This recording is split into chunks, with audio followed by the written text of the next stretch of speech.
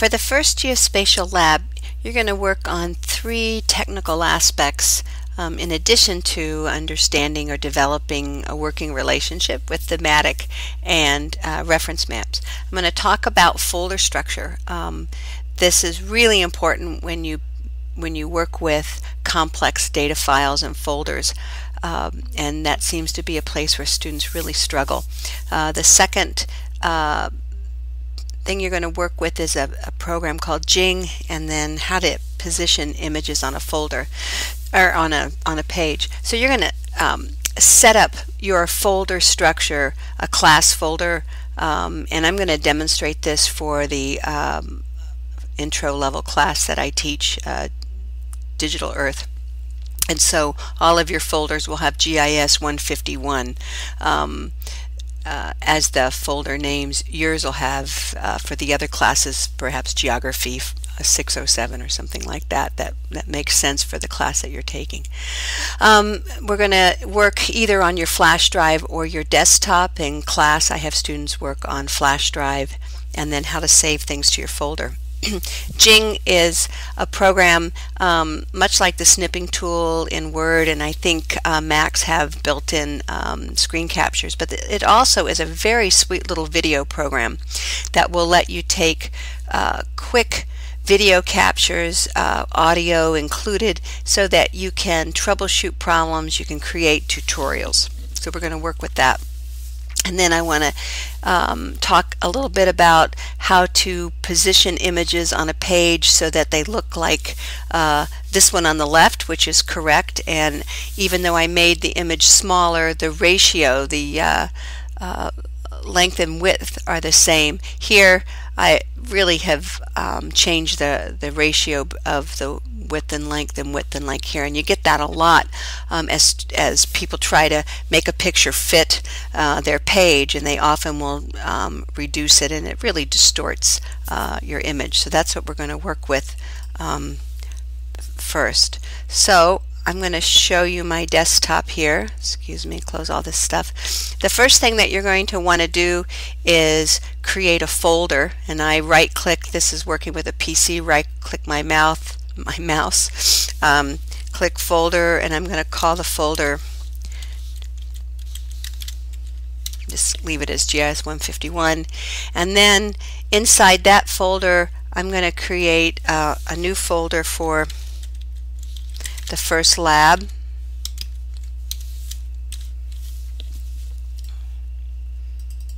And then I've got a place to hold that. Now if I right click in here, I can open a new Word document that automatically gets put within my folder tree here. And I'm going to call this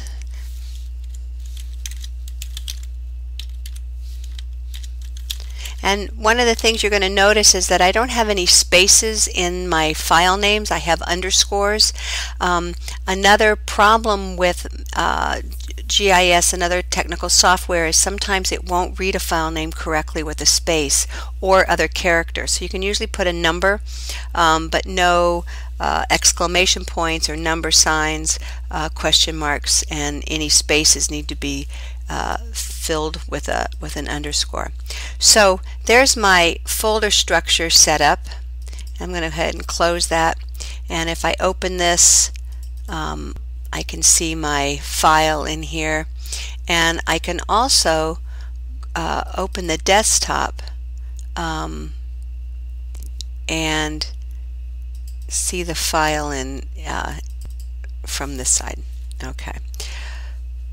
So I'm going to go ahead and close this, and then I'm going to ask you to download a program called Jing. And the easiest way to find it is just type in Jing. I like Google. It seems to work for me really well. Jing Capture and Share Screenshot. I think these are probably the same website, but I'm going to click Jing here, and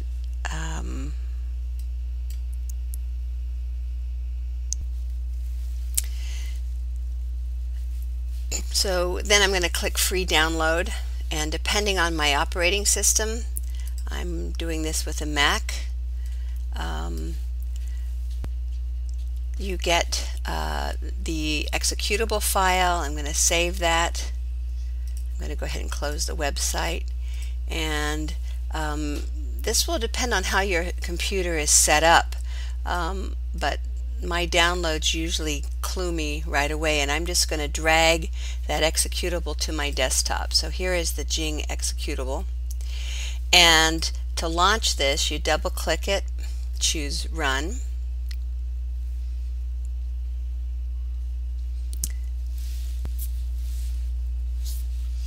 and you can accept the fine print and install it.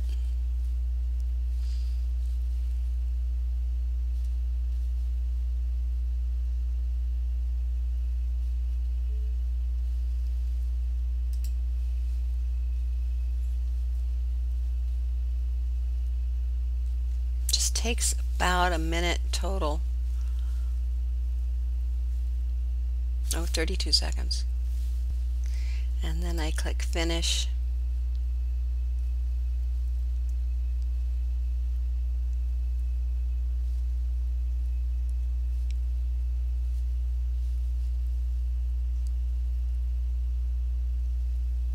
And then usually, here we go, I have this weird thing. So what you're going to notice is this little yellow sun will be put somewhere on your desktop. And when you run this for the first time, you'll be prompted to create a username and an email name and password. And the nice thing is they never contact you. I can load Jing on multiple computers and access my account this way, and it's a pretty sweet program. So once you have Jing loaded, a couple things you can do. I'm going to ask students to demonstrate that their work is actually in the folders. And so what I'm going to ask them to do, let me go ahead and close that, is I'm going to ask them to take a screen capture with Jing that shows me this file. And so you hover over Jing, hit the capture button, and crosshairs show up.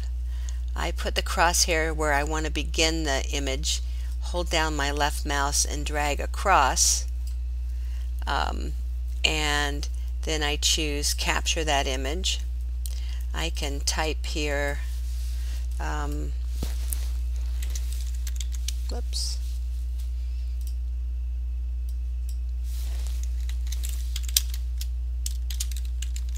my name on the top of that, set it right there, and then I can save this image in my Lab1 folder. So remember, I was at desktop 151 Lab1, and I can call that folder image, save, and there's my image there. Now when I open my folder or my Word document, I can insert the picture, go back to where I found the picture or where I placed the picture, double click it, and it's pasted in my Word document. Okay, so the other thing that you can do with Jing is you can create a little video. And I'm going to capture. I'm going to take a big screenshot. I want the screen to be this big, and then I'm going to click on video capture, and with my mic on, then I could actually show students how to open a Word document, click on home, change the page layout.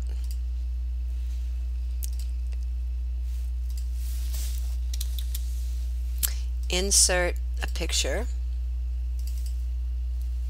and then when they're done, I click Finish.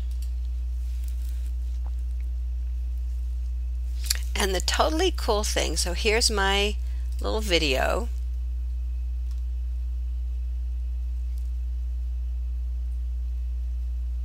I'm going to pause that because you've already heard that.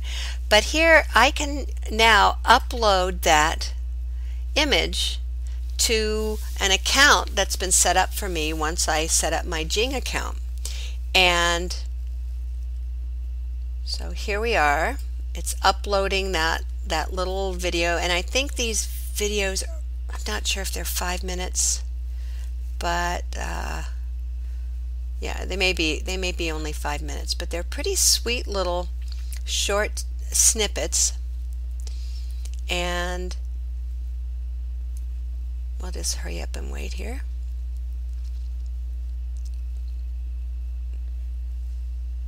So once that's uploaded, if I click on my Word document and choose Paste, whoops, I don't know why it's doing that. Hold on. Paste. Paste. There it is. The URL or the link to the video is pasted in there. So now I can open the link. I could share that with students. And here's my YouTube video for changing folders.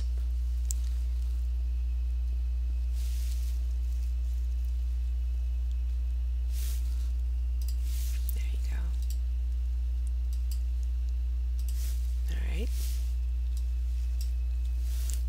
Doesn't want to stop. There we go. Okay. So I'm going to have you use Jing to gather screenshots, and also have you use Jing to create some very short tutorials. Now currently I'm using a program called Screencast-O-Matic, because Screencast-O-Matic lets me actually take a movie of Jing while I'm taking a movie with Jing. And it lets me take longer movies, up to 15, I think 20 minutes. So I'm using that off and on. I use both programs. Okay, so the last part of this lab that students are going to do, and I'll have you work through as well, is to go to the internet and, if I could type, all right, there we go, and go to Google Images and look for a thematic map and a reference map. And so right now I have a nice thematic map of drought regimes. So I've got the drought regimes. I'm going to save the image into my desktop folder.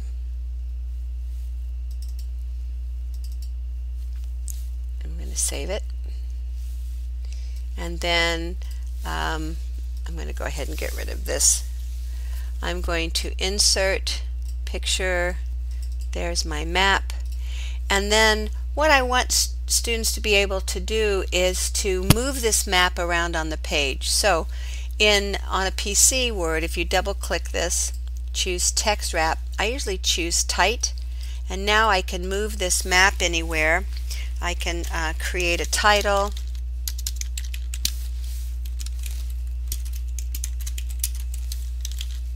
I can add a label for this map,